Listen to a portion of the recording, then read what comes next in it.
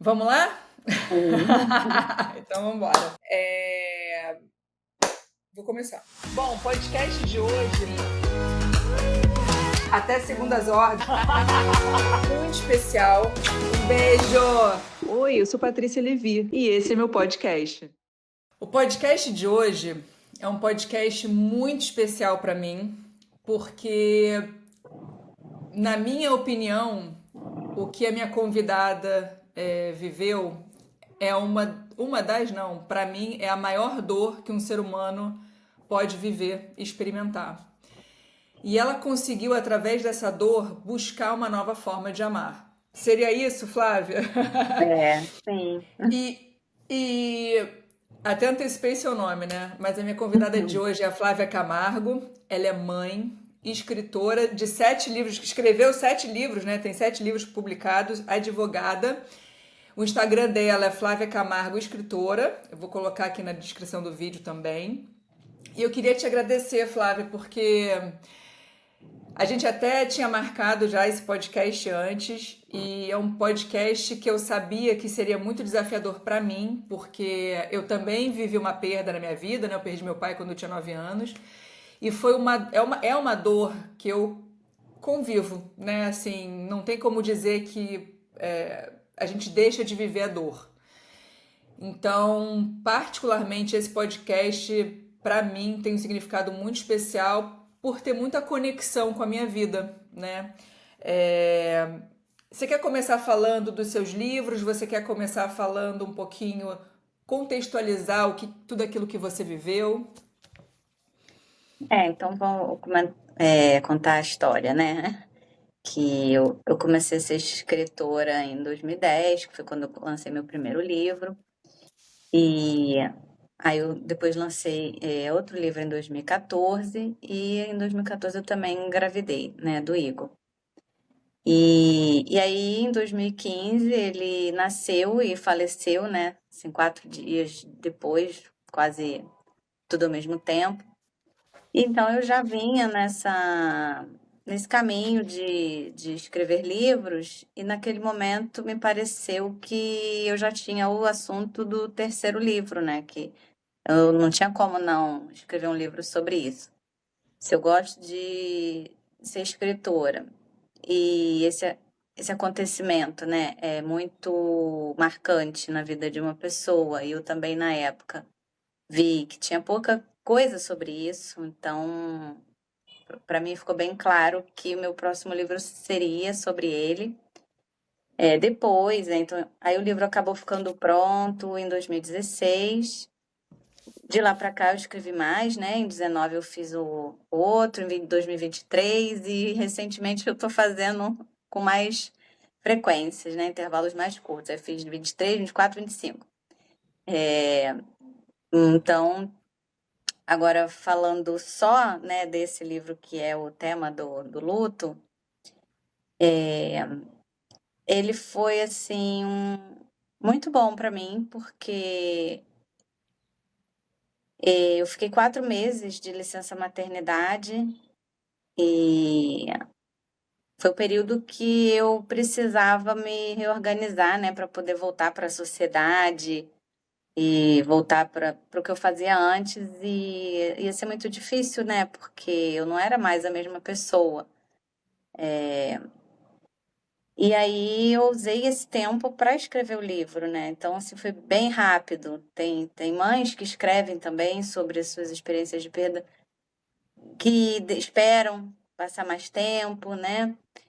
E para mim foi bem logo, assim, 2, 3 meses eu já comecei e tentei fazer de uma maneira que eu pudesse retornar ao trabalho com essa tarefa concluída. Claro que depois eu continuei revisando, mexendo, mas a primeira versão dele, né, ficou pronta, assim, logo um pouquinho antes de acabar minha licença maternidade. E eu vi que foi uma coisa que me ajudou a melhorar mais rápido. Porque antes de começar a escrever, como eu também passei por um problema de saúde, né, além de ter perdido ele, Eu também fiquei muito tempo de cama, precisando repousar. E então, logo assim no início, né, eu não peguei o computador para escrever. Eu ficava pensando, pensando. E esses pensamentos soltos fazem um estrago danado dentro da gente, né? Aí eu ficava lá sozinha, né? Meu marido já estava trabalhando, o quarto estava pronto, eu ficava olhando para aquelas coisas, né? A casa toda preparada para um bebê e não tinha o bebê. Então foi muito difícil aquele começo. E a partir do momento que eu comecei a escrever, mudou bastante, né? Porque eu comecei a colocar no papel a forma como eu queria olhar para aquilo. E aí, a partir do momento que aquilo fica escrito, é como se, é a construção de qualquer coisa, né? A escrita é uma criação, não é física, é em palavras, mas ela tem conceitos que são tão fortes quanto as coisas materiais palpáveis que você pode pegar, né, e usar. Então, aquela bagunça que acontecia, porque eu tentava pensar positivo, aí daqui a pouco eu caía de novo e ficava aquela luta dentro de mim, uma hora bem, uma hora mal, porque era um pensamento lutando com o outro. Mas quando comecei a escrever, o que estava escrito ficou mais forte do que o que estava dentro da minha mente. Então, eu comecei a ficar mais convencida de que aquilo era uma verdade. E os pensamentos ruins que apareciam já não tinham mais capacidade de me convencer tanto a ponto de me derrubar como aconteceu depois que eu já estava realmente certa de que a minha história era bonita. E a partir da minha forma de contar ela, eu fui destacando aquilo que eu queria ver, que é o amor, né? Que passou a existir quando ele foi gerado dentro de mim. Uma relação que a gente viveu dentro do corpo, né? Esse período da gravidez é muito forte. Então, aqueles 7 meses que eu passei com ele foram muito mais do que suficientes para tornar ele meu filho e, né, e me tornar a mãe dele. Então, para mim, isso tinha que ser um motivo para eu agradecer para sempre. Aí, depois, quando a gente fica triste, que queria que continuasse e não tem, então eu pensava assim, mas eu não tenho muita opção, porque eu não vou esquecer, né? Então eu vou ter que aprender um jeito de que esse amor só da parte de dentro baste. Eu não vou voltar a ser quem eu era, não vou deixar de ser mãe, mas também, então assim, tinha duas opções impossíveis, né? Uma que é não ser a mãe dele, isso era impossível, e a outra coisa impossível era estar com ele, né, do lado de fora. Essas duas opções não existiam, mas a gente, eu podia criar a terceira, que era ser mãe dele dentro de mim, né? Então, não sei se você quer interromper, porque senão eu vou ficar falando muito tempo, né? Não, pô, eu queria te fazer uma pergunta, na verdade, que você Tá, falou assim, se eu me emocionar, eu vou parar, vou dar não, uma... tá tranquilo também. Você falou que quando você escrevia, você é como se você tivesse você falou assim, eu escolhi a forma como eu queria viver na escrita. Isso me chamou a atenção, porque primeiro, porque eu particularmente quando eu registro os meus pensamentos, eu registro como eles são. E eu E eu sei que existe muitos estudos que comprovam a importância de você também manifestar a realidade que você quer viver, não somente a que você está vivendo. Que essa realidade que você quer viver, você tem essa emoção da realidade que você quer viver e você atrai essa realidade para você. Só para eu entender, o que você registrava foi então aquilo que você escolhia viver a partir daquele momento, ou seja, ter o Igor dentro de você para sempre e não querer ficar buscando o Igor material, porque você já sabia que o Igor material não seria uma escolha, como você mesmo falou. Então, essa é a primeira pergunta. E É, depois, quando. Ah, a segunda é, para você, então, foi uma escolha. Você escolheu viver, você escolheu olhar para um outro lado. Foi algo assim consciente dentro de você. sim, porque eu acho que as interpretações que a gente dá para a realidade são opções que a gente tem, né? Então, assim, para que eu vou acreditar naquilo que me deixa triste? Eu vou estar jogando contra mim. Então, quando, por exemplo, eu andava na rua e via famílias que moram na rua, né? E aquelas mulheres com filhos, numa situação assim muito desfavorável, né? E eu que tinha muitos recursos, que tentei fazer tudo certo e não consegui. Então, é só um exemplo do que pode fazer gente ficar mal, né? Se sentir assim, ter inveja, se sentir fracassado, injustiçado, principalmente, porque eu não merecia isso, né? Eu não fui uma mãe desatenta, uma mãe que levou a gravidez de qualquer jeito. Então, tem alguns pensamentos que ficam ali incomodando. E, e a gente tem que avaliar se aquilo faz sentido. Uhum.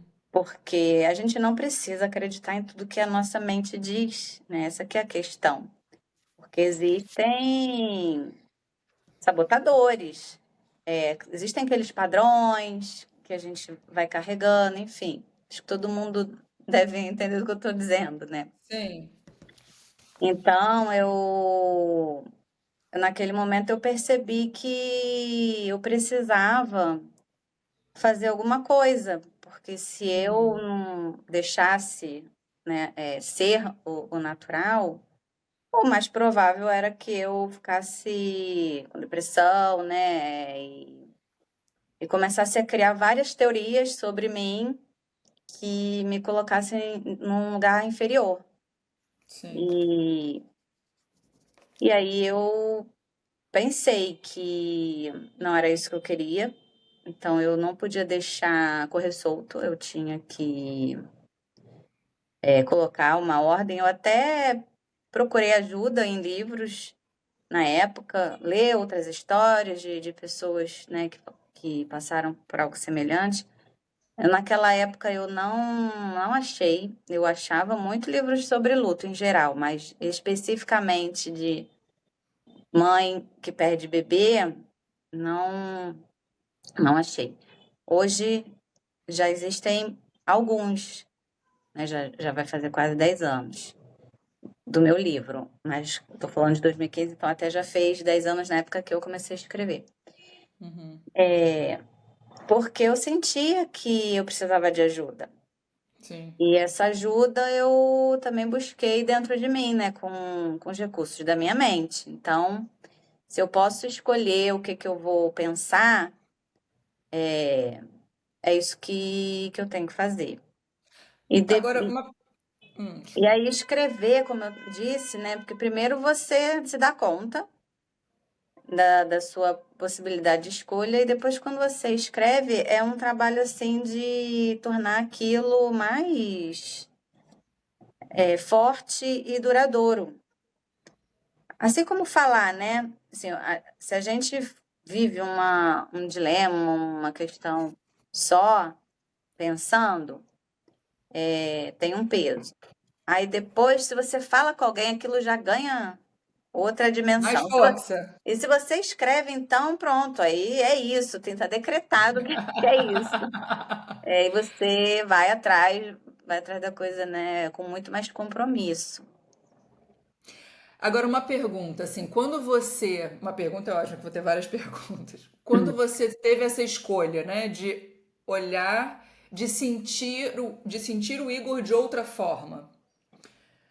Me fala um pouquinho sobre isso, porque aí a gente vai entrar na questão do conceito de morte, conceito de vida, né? Que eu queria ouvir um pouco de você, que eu acho que é bacana para quem está escutando. Eu não sei assim, claro, que cada um tem uma crença, né? E É. respeitamos a gente respeita a crença de todo mundo, mas me fala um pouquinho sobre isso, assim, porque eu acho que isso também vai ajudar a trazer um certo conforto, né? De entender a vida como algo existencial. E eu queria ouvir um pouquinho de você. Como é É, que. fica difícil falar para, assim, porque eu realmente acho que nós somos espíritos. E, mas sei que algumas pessoas, né, veem a vida de outra forma. Eu não sei como que eu, né, tenho para passar pode é, ter alguma identificação ou não com pessoas que não pensam assim, né? Não, do aspecto assim, por exemplo, se a gente pensa que a vida é finita e Uhum. a gente perde alguém para todo sempre. É, Então, por exemplo, eu perdi meu pai, né? Quando eu tinha 9 anos.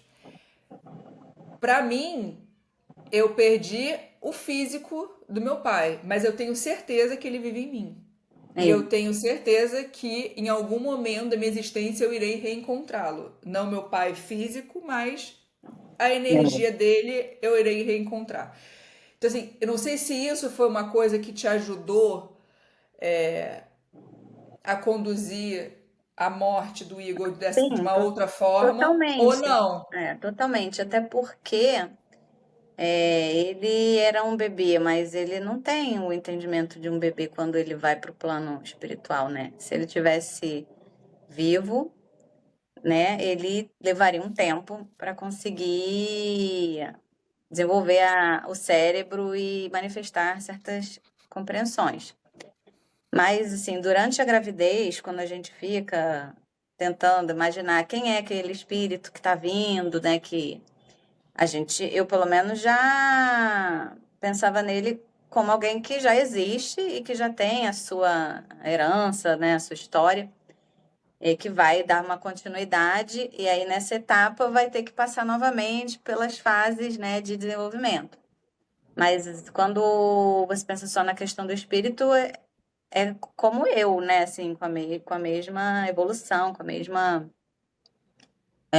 capacidade de entendimento. Então, quando ele morreu, eu estava lidando com um filho adulto dentro de mim, assim, eu imaginava que se chegasse até ele, as coisas, né, que eu tava pensando, que eu estava querendo enviar aquele afeto, ele receberia com uma consciência de uma pessoa que já, como nós, né?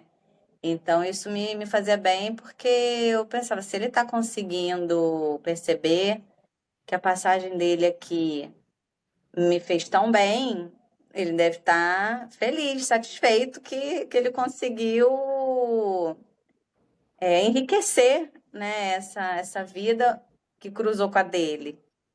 Então, isso foi uma coisa bem positiva no meu E você processo tinha de luto. isso como missão, assim, por exemplo, em vários momentos que eu fico triste, eu fico pensando, se eu fosse o meu pai, ou melhor, se eu visse a minha filha, se eu faleci, e aí eu estivesse vendo a minha filha sofrer pela minha perda, eu iria querer desesperadamente falar assim, não, fica bem, tá tudo bem, né? Assim, É, você não quer ver os seus sofrerem. Então, você tinha um pouco como missão é, pensar que você tinha que enviar esse amor por ele de forma mais leve, de forma menos penosa, ou isso não passava pela sua cabeça e eu não me obrigava a isso, né?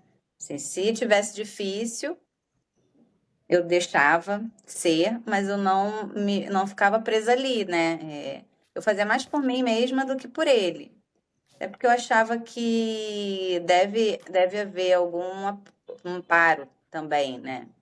No, do lado de lá, que ele não estaria sozinho, assim, à mercê, né, de qualquer coisa. Então, eu fazia questão de todos os dias, nos momentos que eu lembrava dele, como se eu estivesse conversando, mesmo, né, sem a pessoa ali presente, mas falar coisas como se ele estivesse ali ouvindo, como se fosse uma ligação de telefone, só que Uhum. você não ouve o outro lado. Então, conversava, falava de mim, e isso para mim era bom porque me dava uma sensação de que eu tô fazendo ele saber que ele é importante. Acho que a gente ser lembrado tem esse conforto, né, de quando uma pessoa faz qualquer coisa, que faz a gente perceber, poxa, ela pensou em mim naquela hora, é algo que afaga, né, o nosso Uhum. coração. Então, eu me sentia bem de saber se estiver chegando a ele, ele tá se sentindo valorizado, tá se sentindo especial. Era por Sim. isso, mas não, eu não ficava pensando muito assim, ai, se eu tô incomodando ele com meus apelos, as minhas súplicas, até porque me propus a aceitar imediatamente a realidade, que não ia ser daquele jeito, e a nossa relação ia ter que ser assim, a longa distância. E você viveu assim fases do luto que foram pra você assim que você percebeu que você viveu, porque a gente um dia conversou e você me falou que o luto não era linear, né? Uhum, é. Como é que foi assim essa, porque é uma montanha-russa de emoções, né? Assim, às vezes você tá bem, às vezes você não tá. Como é que é pra você? Não, hoje ou naquela época? Eu acho que pode ser naquela época, porque quem estiver escutando, acho que é legal ter o recurso de, É, né, do momento.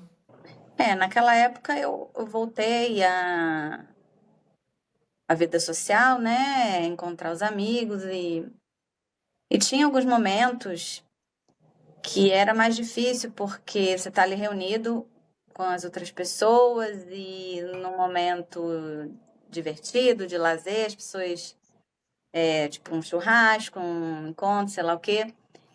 E de repente, assim, sabe quando você é fisgado? Você tá ali, de repente faz um silêncio de 2 segundos e de repente eu lembro de um momento específico que eu estava num churrasco, todo mundo feliz, comendo, conversando. Aí alguém botou uma música e a emoção que aquela música trazia para o ambiente me desregulou ali na hora, né? Porque eu estava distraída da minha situação. E aí, de repente, aquela música remeteu a algo mais sensível, mais sentimental, né? Afetuoso. E aí, imediatamente, o meu corpo me lembrou de que a essa hora eu estaria amamentando, provavelmente ali no meio de todo mundo. E era para eu estar fazendo isso nos planos originais, né? Eu estaria com um carrinho do meu lado e aí aquilo ali me, me travou a garganta, né? Me trouxe aquela vontade de chorar. E aí eu tava ali no meio de todo mundo e não queria estragar o momento dos outros, aí segurei, mas por dentro tava bem difícil segurar aquela cachoeira, né? E tendo Imagino. que fazer força para não deixar transbordar e tal. Aí foi, passou, mas de vez em quando vinha alguma coisa desse tipo, né? Acontecia. Às vezes, aí depois passou um tempo, eu fui num casamento, aí também no meio da festa passou um monte de criança correndo, e aí você pensa, tá todo mundo aqui com os filhos. Eu também trouxe o meu. Todo mundo traz os filhos, eu também trouxe o meu, só que o meu ninguém vê.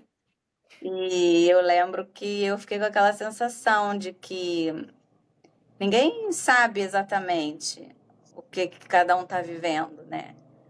Porque naquela hora eu pensei, nossa, devem estar morrendo de pena de mim. Eu não sei se alguém fez a Eu vivi isso relação ou também, não. sabia? Eu É. vivi exatamente a mesma coisa. E aí, quando eu vi aquela criançada correndo, aí na hora eu gelei e falei assim, quem tá por perto pode pensar, e agora, Flávia, não sei o quê, fica aquele constrangimento. E aí na minha cabeça, assim, alguém pode agora estar com pena de mim, né? Pensar, ai, coitada, por que que ela tá vendo isso, não sei o que lá. Mas aí eu pensei assim, meu filho é diferente dos outros, ele não corre, ele não fala, ele não come, ele não faz muitas coisas, mas ele tá sempre comigo, eu vou na festa, ele vai também. Só que o nosso Olha. papo é telepático. Nossa, que especial. Eu vivi isso também, assim, em momentos de, por exemplo, de festa de família. Logo depois que meu pai morreu, assim, principalmente com a família do meu pai na época que a gente tinha, enfim, que eu frequentava as festas e tal, que era menor, tava sozinha, né? E eu tinha essa sensação que as pessoas me olhavam e falavam assim, olha, coitados dos dois, meu e meu irmão, órfãos, sabe? Me dava Uhum. uma, uma sensação muito ruim, assim, né? De você sentir, assim. Agora, uma coisa que me veio, se você pudesse aconselhar alguém que tenha um amigo, uma amiga, enfim, pessoas próximas, né, que estejam passando pelo que você passou, qual seria para você a melhor forma de ajuda? Mas isso porque tem ajuda que a gente recebe do outro e a ajuda de si mesmo, né? Você está Não, perguntando como? Do outro? do outro. Qual foi Ah, a melhor, como, se você pudesse hoje, que você já passou por tudo, né? É, porque, por exemplo, quando você ia pra festa, você tinha a sensação que as pessoas podiam te olhar com pena. E não é um olhar bom, né? O olhar de uhum. pena não é um olhar bom. É.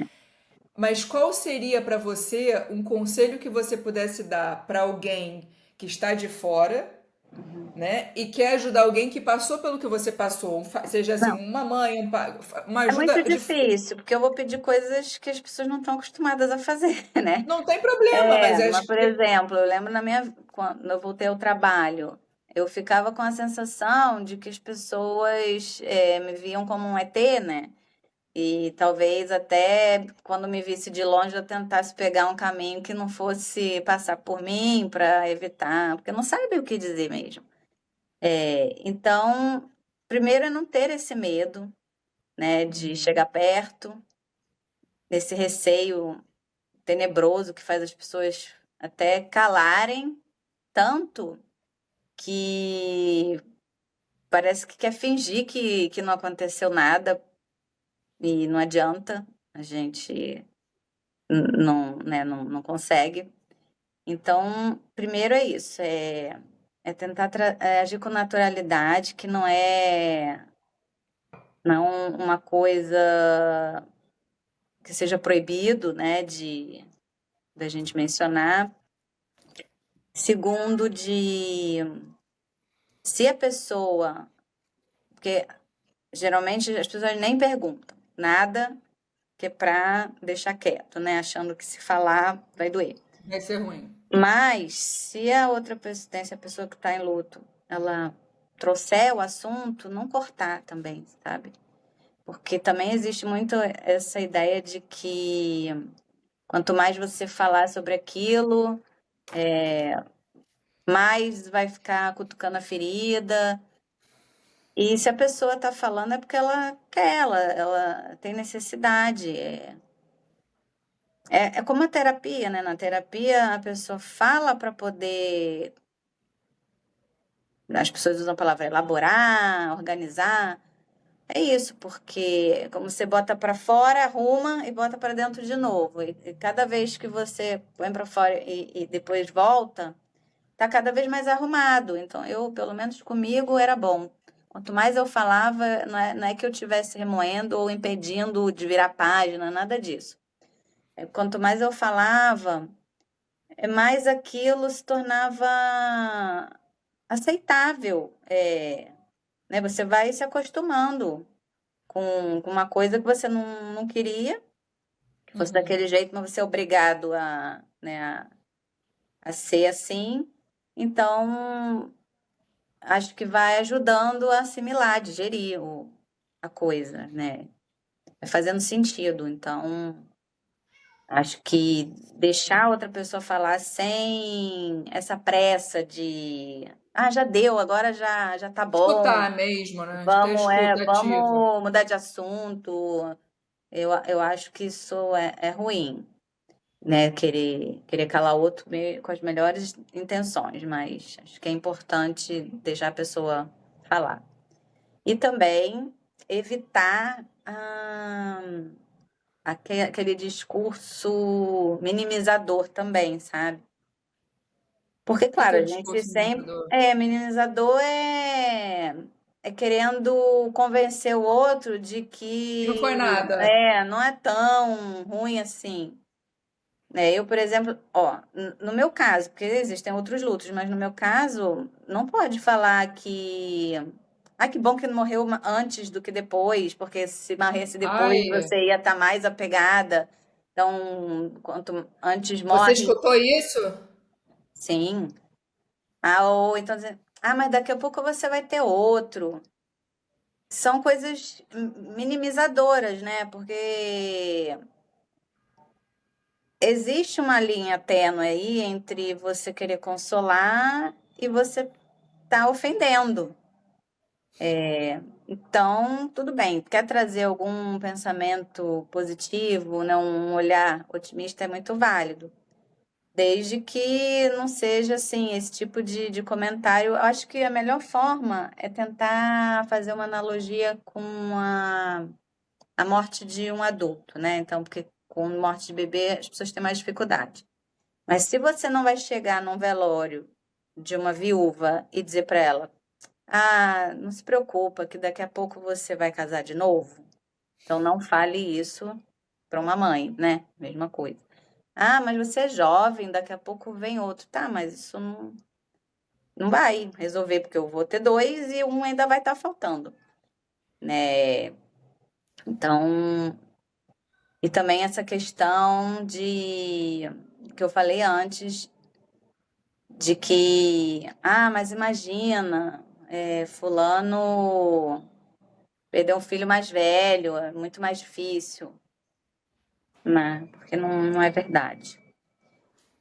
Eu acho assim, a pessoa que perdeu o filho nunca vai dizer isso para outra. Geralmente quem diz isso é quem não perdeu, É que não eu, sabe, faz umas suposições, né, equivocadas. Eu tinha lembrado de uma terceira coisa, assim. Mas pelo menos você tem outros, né? Assim, porque tem o que você vai ter outro e às vezes você já tem. Eu lembro que uma amiga minha uma vez comentou, né, no grupo das mães que eu frequentava, que tinham perdido. É a mesma coisa que você dizer para uma pessoa que perdeu um dedo, que ela ainda tem quatro. Tá bom, mas vou continuar triste porque eu para queria sempre vai todos. faltar, Mas claro. queria todos, né? Aquele dedo que não tá na mão, os outros quatro não substituem. E você viveu assim, porque você falou que e realmente é um fato, né? A morte da criança, na minha forma de ver, é mais impactante que a forma que a morte de um adulto, né? A É. gente não espera a criança. Como foi para você isso, assim? Como foi para você passar a sua mensagem? Você acha que você viveu o luto de uma forma diferente Com certeza, né? Assim, eu não quer dizer, não sei, eu não tenho nem como dizer se foi diferente do que um luto. Não tô falando do sentimento, o sentimento de filho para mim na minha compreensão, é a maior dor que um ser humano pode sentir. E o segundo para mim, porque eu vivi isso foi, né, de pais, eu acho. Não, eu também não sei. Para uns pode ser irmão, a gente não tem como. Mas como que foi para você assim lidar? Você percebeu que a sociedade tem um certo tabu em relação à morte da criança, mais que para o adulto? Tem, sim. As pessoas não sabem mesmo, ficam chocadas e é como se quisessem esconder aquilo para não lembrar que pode acontecer. E também, ainda mais quando o bebê só viveu dentro da barriga, né? Então, ele fica quase como só uma ideia, não tivesse existido de verdade, né?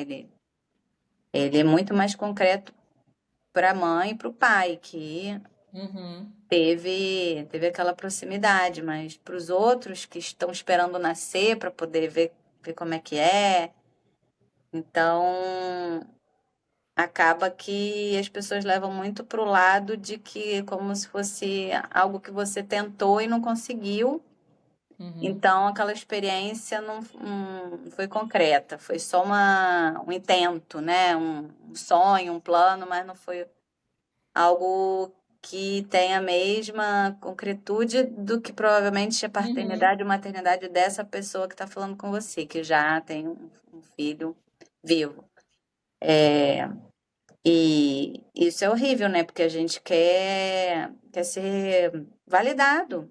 A gente se sente igual ao outro. Eu sou mãe, né? Hoje, claro que eu tenho mais dois, só que desde aquela época eu já me sentia mãe igual às outras. E perceber que não te veem dessa forma piora o que você já está vivendo, que você já está triste pela saudade, e além da saudade, você ainda está lidando com uma segunda dor, que é uhum. a desconsideração, né? A invisibilidade, realmente de não ser reconhecido como Uhum. tal. Agora, você sente assim que o luto é solitário? Você se sentiu sozinha nos momentos de luto e você teve algum algum apoio de amigos? Você teve algum lugar que você, não sei, que você ia para se reunir com alguns amigos que passaram por isso, ou pessoas que passaram por isso? Como é que foi para você? Você teve alguma ajuda externa? Foi tudo, toda essa sua organização, né, da forma como você lidou com o luto, foi algo muito pessoal e sozinha? Ou você teve pessoas que te ajudaram nesse processo? Teve várias coisas. Teve a família, os amigos. É assim como eu estou mencionando as pessoas que falaram besteira, também existiram as pessoas que foram ótimas, né? Que ligavam, que escutavam sem pressa, sem cobrança de que não era para eu estar precisando daquilo. Então, teve muitas pessoas que eu consegui, até porque era importante ter várias, porque como eu precisava falar muito, imagina se eu ficasse falando sempre para a mesma, né? Ia cansar a pessoa. Então era bom que eu repetia a mesma história todo dia. Eu passei, sei lá, meses contando a mesma história. Mas como eu estava contando a história para uma outra pessoa que ainda não tinha ouvido, eu ficava bem à vontade de falar o quanto que eu quisesse, que para aquela pessoa era novo. Então foi bom poder ter vários amigos dispostos a me ouvir. O meu marido, né, no início, porque no início eu demorei umas 3 ou 4 semanas, porque eu fiquei 2 semanas no hospital, depois mais 1 ou 2 semanas em casa até minha pressão ficar estável, eu precisava não ter muito contato. Aí quando eu comecei a ter contato, então nesse primeiro mês eu falava mais só com meu marido e minha mãe. E eles escutavam e tal. Aí depois foi bom que eu comecei a poder dividir isso com mais gente. E teve a logosofia, né? Que, enfim, eu já estudava logosofia há 10 anos quando isso aconteceu, então eu já podia usar o que eu já tinha aprendido ali, né? naquela hora, sobre essa questão de enxergar dentro da nossa mente o que está acontecendo, que não é para deixar ela atuar a nossa revelia, que é para chamar a ordem e colocar nome nos bois e ver quem que tá fazendo, né, estrago ali dentro e botar para fora, enfim.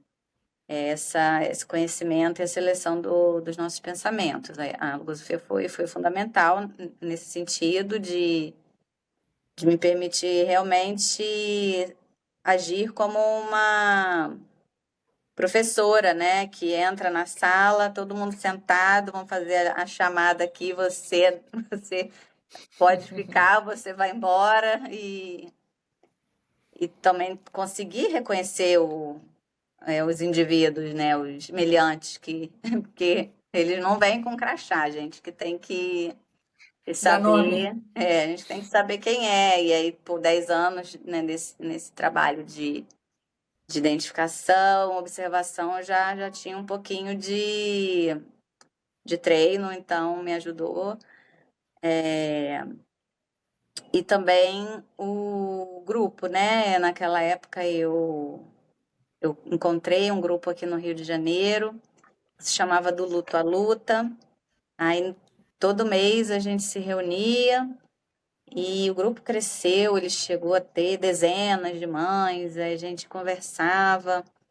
Ele Isso. continua o grupo? Tem Instagram para quem Não, ele quiser. acabou. Esse Não? grupo acabou. Ele Ah, durou bastante, talvez uns 8 anos, não sei. Ele depois mudou, abriu para outros lutos. No início era só perda gestacional e neonatal, depois foi aumentando e depois acabou. A pessoa que tinha fundado, ela saiu do Brasil, aí acabou que perdeu força. não teve uma sucessão mas existem, sim, se procurar na internet, no Instagram, no Facebook, essas coisas, vai achar em vários estados, é uma questão assim, né, de procura. Eu não estou mais envolvida nisso hoje, eu não conheço nenhum Uhum.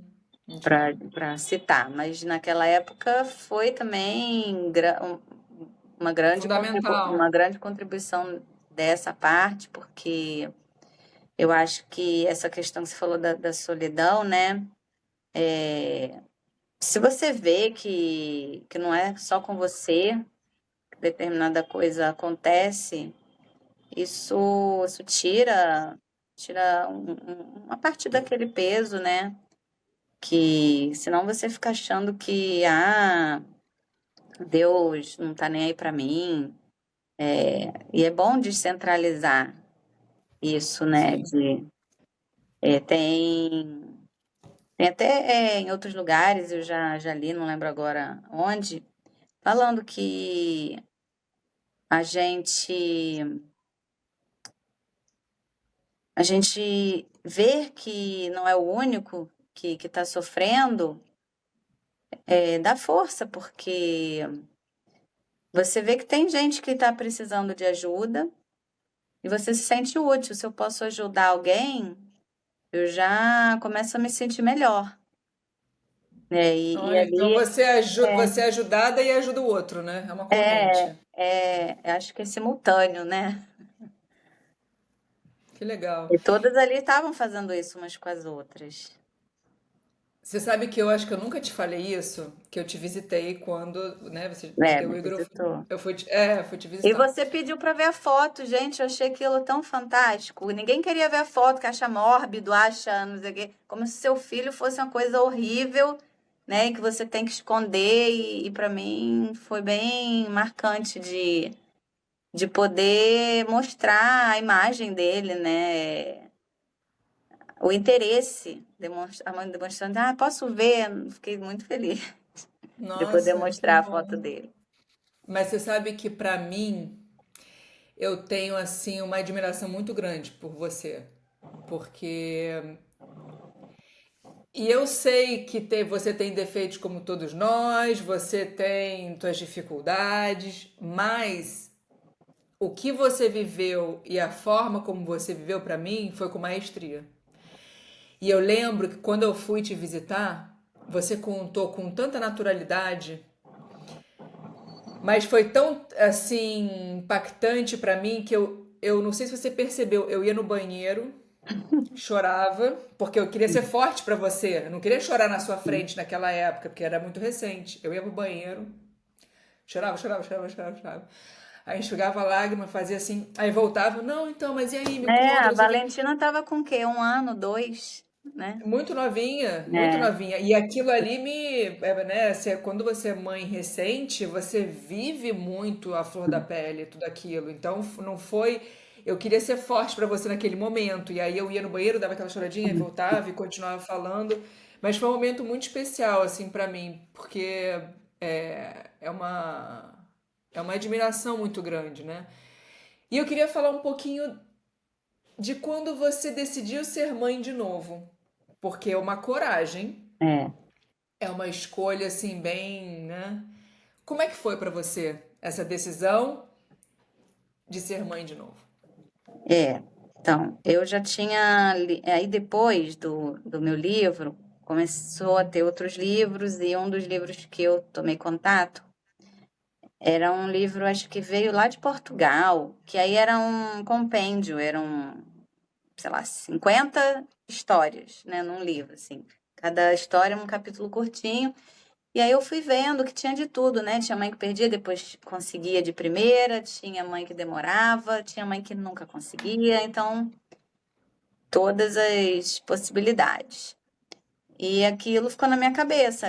A gente não tem bola de cristal, não enxerga o futuro, não sabe como é que vai ser o nosso desfecho.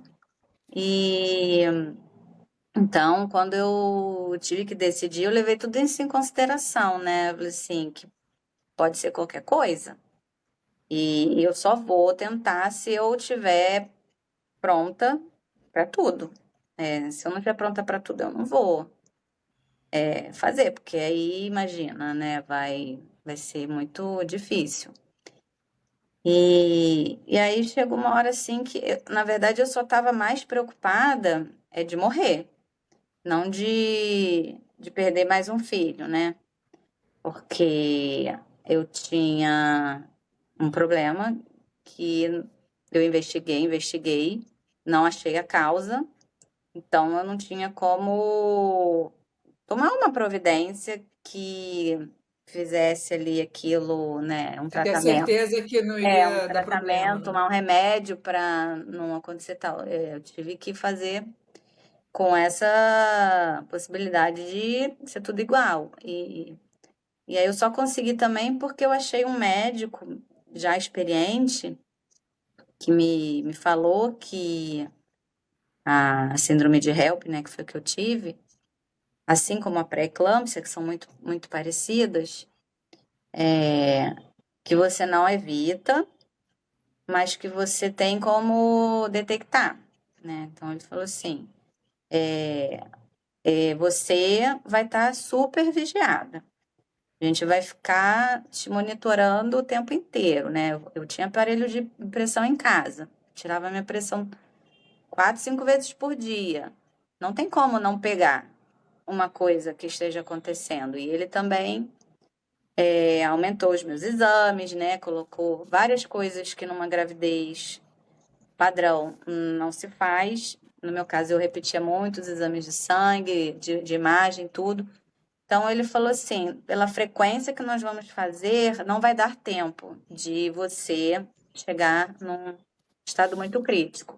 Mas, se o processo de se desenvolver numa fase em que o bebê seja muito pequeno, a gente vai perder ele. Mas você tá segura.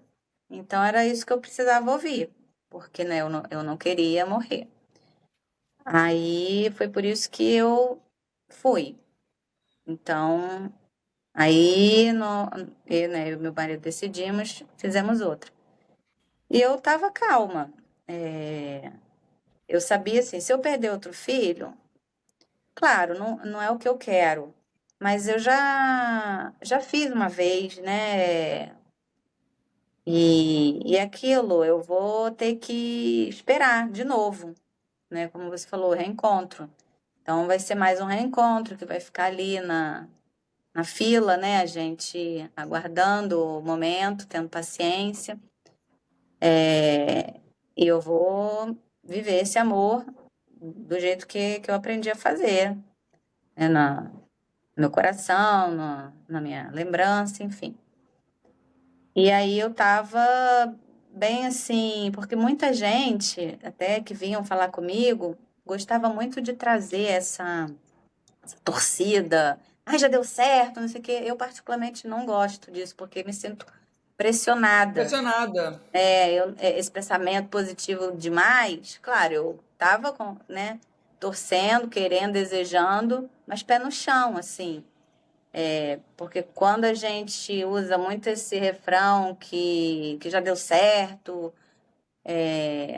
eu pelo menos me sinto insegura, porque se a coisa vai para o outro lado, é uma queda lá de cima, né?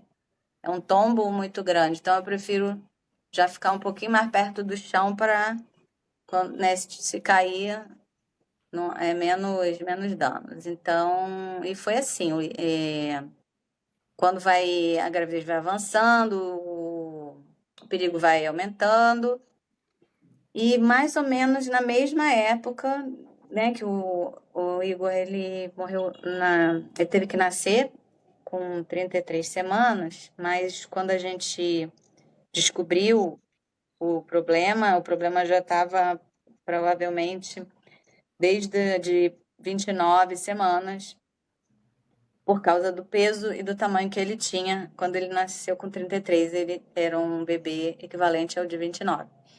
Então, foi mais ou menos quando o problema começou. E foi na gravidez do Lucas, lá para 28, 29 semanas, isso se configurou. Ele não crescia, minha pressão subiu, mas a gente conseguiu ir levando daquela maneira que o médico falava assim que era a decisão dele era quase uma matemática, de você calcular os prós e os contras de ficar dentro da barriga.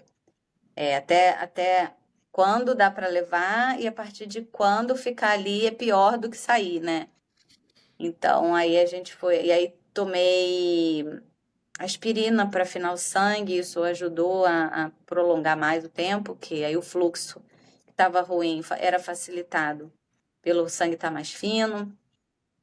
E, e tomei, acho que era corticoide, né, para fortalecer pulmão, que também é uma outra coisa que eles fazem no parto prematuro, a criança tá com, né, capacidade respiratória melhor. E a gente foi fazendo esses preventivos até que quando ele chegou na semana 35, então, quer dizer, eu consegui levar 2 semanas a mais. Aí, na semana 35, eu também já estava com proteína na urina, todos os sinais de pré-eclâmpsia. Aí, com 35, ele bateu o martelo, ó.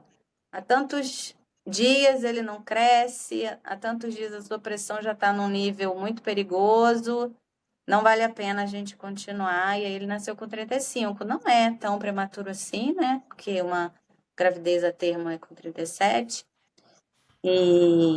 Mas ele nasceu com 2 quilos, o que também era pouco, né?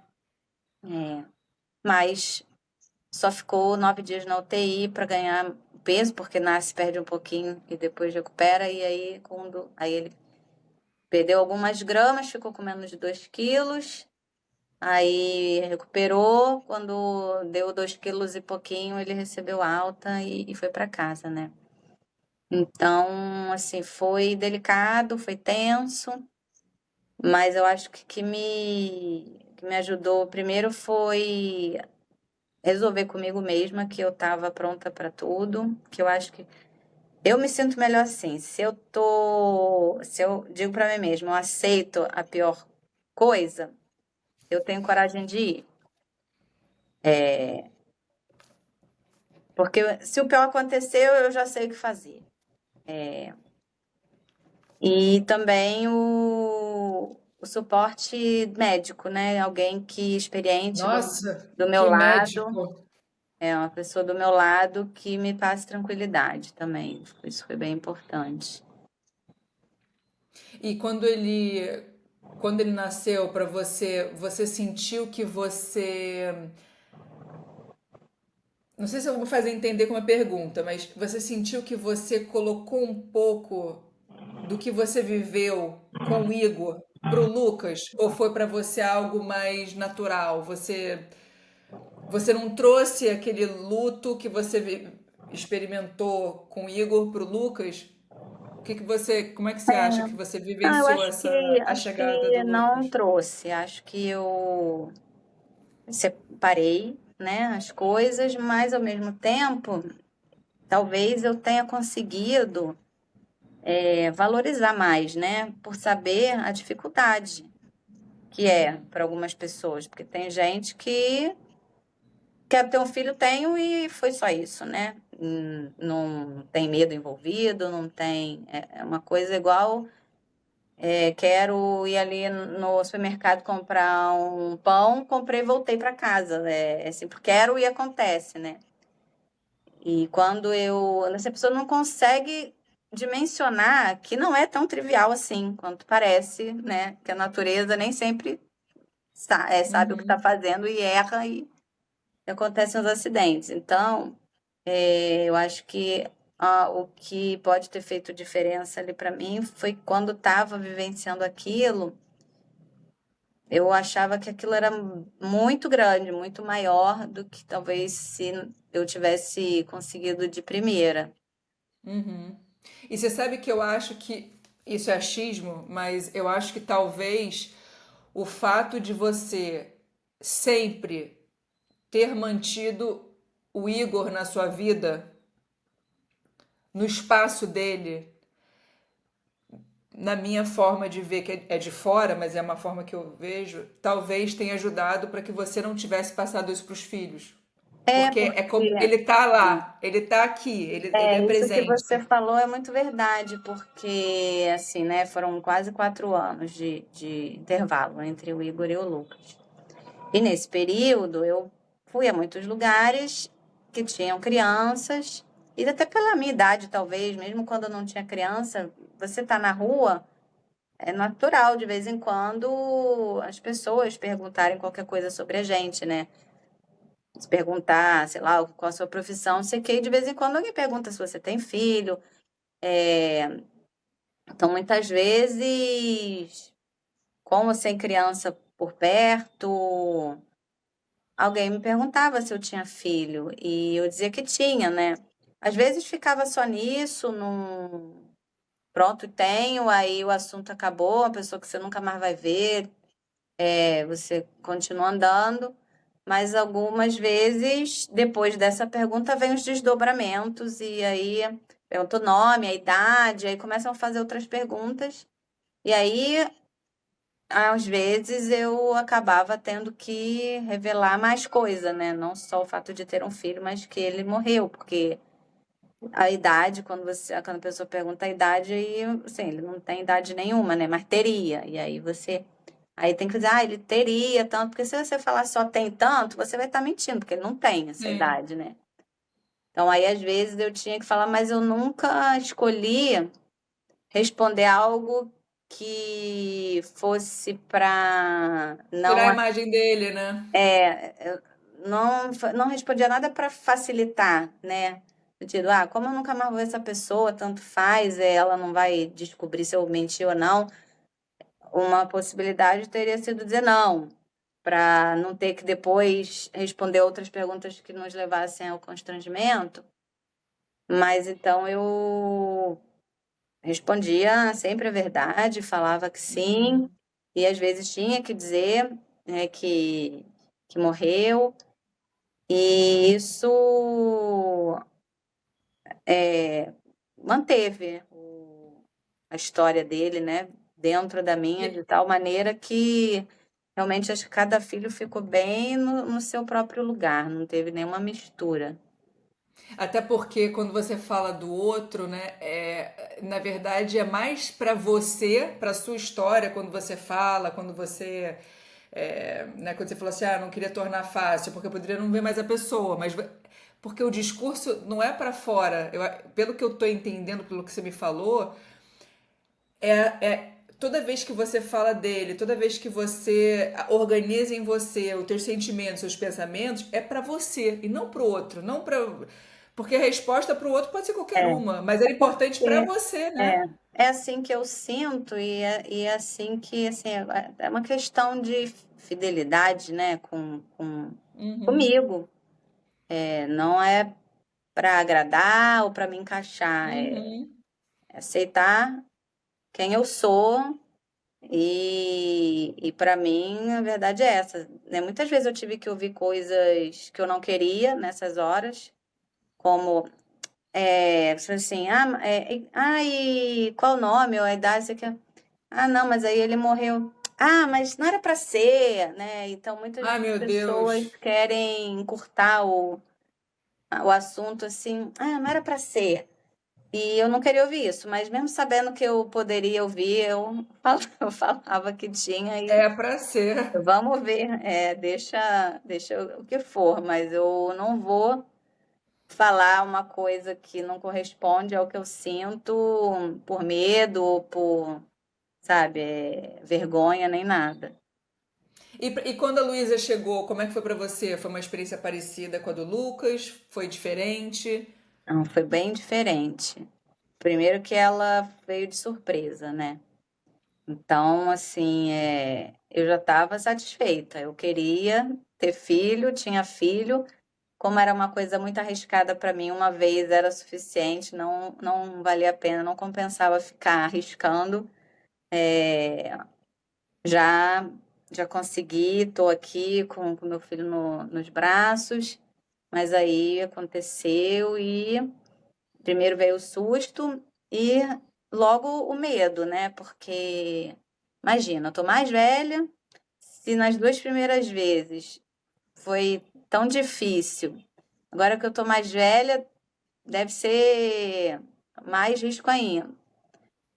Aí fomos no médico No e mesmo médico que mesmo te ajudou? médico, e aí ele repetiu o discurso dele. Não, você já sabe que deu certo da última vez, então a gente faz a mesma coisa, fazendo a mesma coisa que a gente vai conseguir contornar o que for necessário. Aí tá bom. Só que à medida que a gravidez avançava, não tinha nada, nada de nada. E aí ficava aquela coisa estranha, né? Sem explicação. A gravidez Você perfeita. ficou Eu, esperando ter não, eu, alguma eu coisa, olhava os né? resultados e ficava, mas tem certeza? Será que não erraram, não? Porque é uma gravidez, assim, perfeita. Não tive nada de nada de nada. Nenhum númerozinho fora da curva. Aí a gente conseguiu, né, levar ela até o final. E também nasceu com quase 3 quilos. E não Ai, teve UTI, né? Direto para o quarto. E aí foi aquela coisa que faz a gente reverenciar a vida, né? Que a vida tem uma soberania que, que não tem como querer achar uma lógica. Parece que tem coisas que são um mistério mesmo. e fisicamente você realmente não teve nenhum sinal de Nada. pré-eclâmpsia, de nada? Não tive pressão alta. Não tive proteína na urina, não tive diabetes gestacional, Que loucura. ela não teve restrição de crescimento, assim, nada do que aconteceu com os meninos aconteceu com ela. Foi tudo na mais santa paz, assim, né? O médico tava falando, olha só, tá vendo como é curioso, né? Que coisa. Eu vi no teu stories recentemente você mostrando o seu colar para ela, né? Uhum. E falando do Igor de uma forma tão natural, eu achei aquilo ali tão lindo, É, muito lindo. Acho que coloca mais uma vez você colocando o Igor no lugar que ele deve e para sempre ela estar. isso é muito recente, né? Ela já tá com quase 3.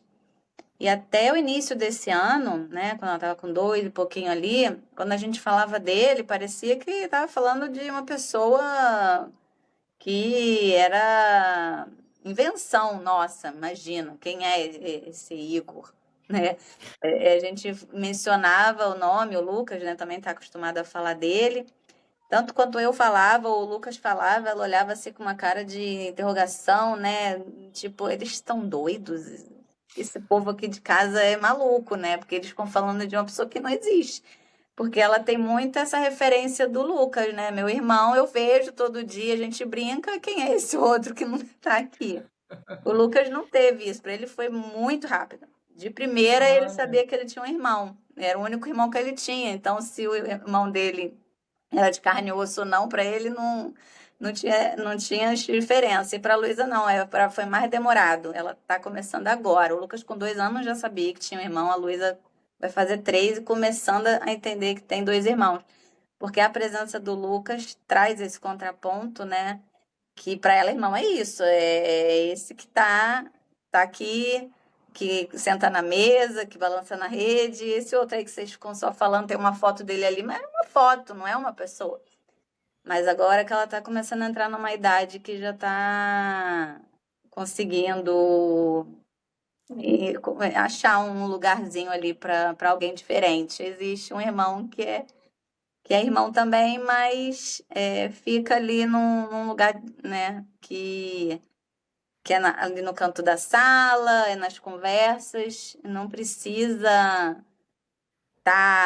emitir som e nem nada para gente perceber que é alguém, né? Que é mais alguém que aqui da, lindo, da turma. que lindo. Ai, querida, quero te agradecer. Tem alguma coisa que você gostaria de falar que a gente não falou? Alguma coisa que você acha que é importante? Ou para você deu pra gente pincelar tudo? Não, eu acho que foi bem Foi. bastante. É engraçado que cada conversa que eu tenho, né? Tem aquelas coisas que estão em todas as conversas, mas tem uma conversa ou outra que tem um ponto novo, né? É bom que às vezes eu fico, eu vou falar essa mesma coisa de novo, né? Parece que eu nunca vou conseguir fazer uma entrevista diferente, mas acho que hoje eu consegui trazer coisas novas. A gente Oh, falou de pontos novos para mim. ai, fico feliz. Que bom. Obrigada, viu? Foi uma honra.